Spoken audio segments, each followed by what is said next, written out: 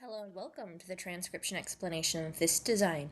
It was done in this script, which was developed by my friend Lauren Sherman back in 2011, and I've kind of taken the torch and have been developing it since then, and I'm the scribe listed on Lauren Sherman's website for doing commissions. Anyway, let's get to it. So this design says, I can, I will, end of story. And I made this design a bit fancier and did some cool tricks like changing and inverting the colors, as well as adding some extra and overlapping sentence circle rings, plus, choosing to expand the design and playing a little bit more with letter stacking than I typically would in a regular design. With that being said, let's go ahead and get to it. So the reading order of the script is bottom counterclockwise, and it can spiral inwards, which that doesn't happen in this design because there's no particularly long words or sentences. But that does mean we start at the bottom of our first word and we go counterclockwise. And the only letter on this word is this little circle here. And these little circles, they're all vowels except for this. This is the period. That would be on the sentence circle.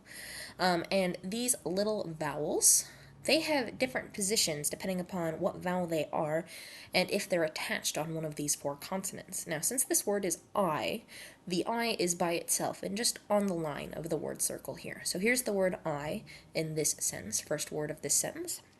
The next word of this sentence has that inverted color I sort of talked about, where instead of being black lines over a clear or white background, this is white lines over a black background. So your poor tattoo artist is going to have to ink in the negative, but you said fancy, so I did fancy. Let's go. And I can uninvert this if you would like, but I think it looks nice and has some fun sort of balance and contrast when this happens. Plus, I know it's possible, and I can show you examples of tattoos where this has worked. So anyway, here's this word. This word is can, and it has that funny letter stacking rule. So first things first, the letters themselves. We have our word circle here, and inside it are two consonants.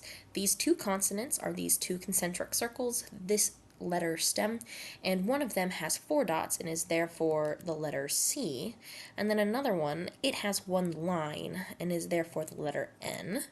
And then our vowel here is outside of our word circle and is therefore the letter A. Okay, so letter stacking. Consonants are read before vowels. So this C and N is before the A. And then you read thin to thick. So this is the thick line one, which is the N, and this is the thin line one, which is the C. So we know the C is before the N. And then, same letter, same thickness. These two letters are different thicknesses because they're different letters. And each slash through a vowel moves it up one letter in the stack. So this A, currently at the end, gets moved up one letter in the stack, and therefore we have the word can. So then this is the period here. It is on the line of the sentence circle. And I have it kind of matching the look of the I here. And then here's our next sentence. Bottom of the sentence is here, and again the word I, done very similarly to this word I, with again that sentence circle kind of cutting through it here. And our word here in the negative is will. I kind of like bolded these, so it's kind of like I bold. Oh, wait, it already was bolded in that. But anyway, I can, I will.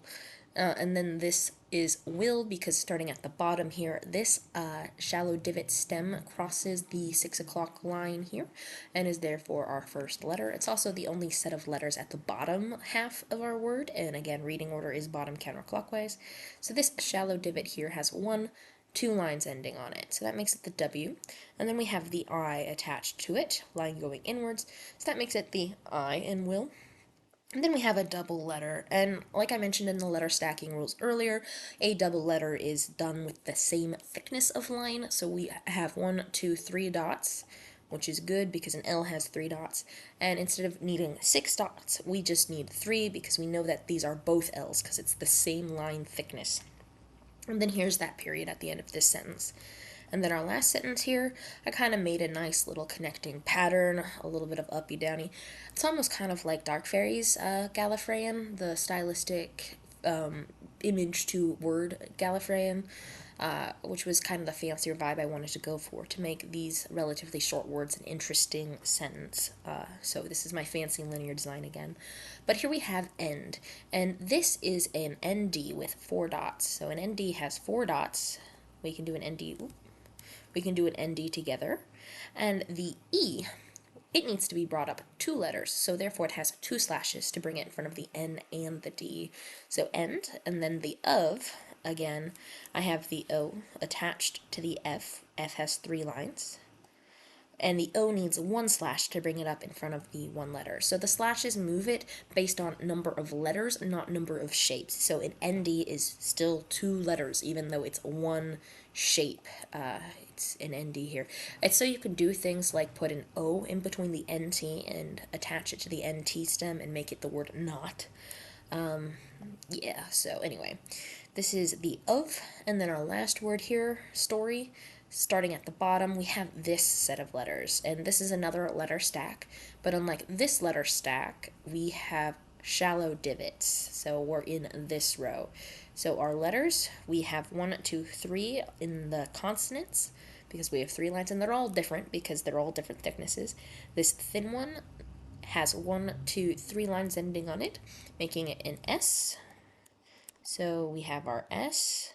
And then we have this medium one, which has no lines ending on it, so that would be a T.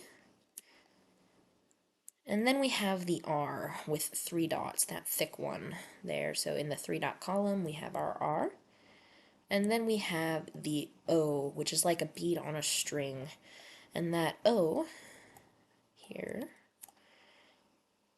has 1 slash on it, bringing it up in front of the R. So STOR is the stack. And then we have our last letter here, which is the 2-dot Y. So yeah, you don't have to have the vowel after, like, I could have had the O overlapping just the S, the O overlapping just the T, or the O overlapping just the R, and it would have been fine. I chose to do this because I wanted the O to be centered, like a concentric circle, and it does make a little bit more sense to me this way because the ST, if there were no R, it would look like this without the slash, so the ST is after the O. The O is after the ST, and then the R is kind of the separate thing here. So sort of visually like this, the STO is together, and then the R is kind of separated, and that's why I have kind of this obnoxiously large gap here. But I think it looks nice. It adds nice balance. It kind of matches the empty space formed by the large Y. And yeah, I'm really happy with how this design looks. I am sorry I didn't provide you with sketches for this design like I typically would, but I've been running kind of behind in moving to a new little shop in Indiana, which is fun. Anyway, that's your design. I'm really happy with it. Let me know if you have anything you would like to adjust or have any questions, comments, and concerns. Thank you. Bye.